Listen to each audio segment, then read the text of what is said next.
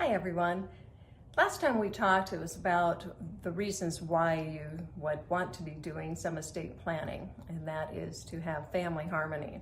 So today I wanted to talk to you a little bit about how we can achieve getting some assets to those folks that you want to have them. Three major ways that we can have this happen.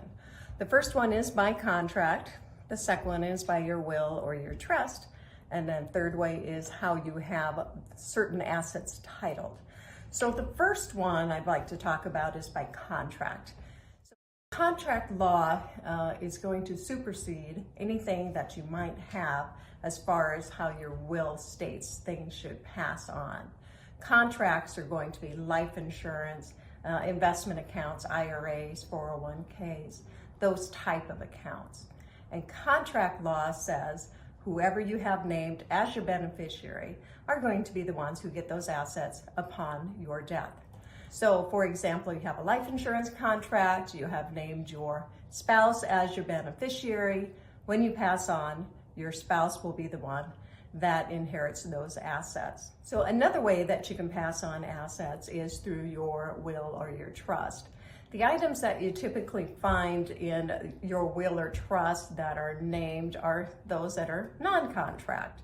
So these are going to be things like maybe grandpa's watch or furniture out of your house or some of those odds and end things that you're not able to put a beneficiary on. Trusts typically cover more of the property type things, maybe some real estate or business interest.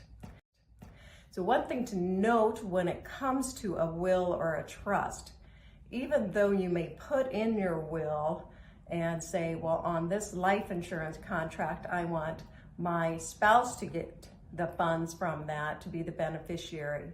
If you do not have that person named on the contract as the beneficiary, it's not going to happen. Again, contract law is going to supersede anything that you have in your will or trust. So this is something you really want to be sure that you check out to be sure you have it just the way that you want it. A third and another way to have assets pass on is how you have them named.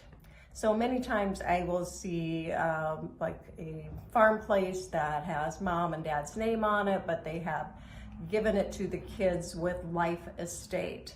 And so that would mean when mom and dad both pass away, the farmland or the farmhouse would go directly to the kids that are on that. And that is through how things are named. Another common way is if you have a joint bank account, a transfer on death, or with rights of survivorships, sometimes even on car titles, you can see where the first person passes away, it automatically goes to the second. So there are other ways, of course, but these are the three major ways.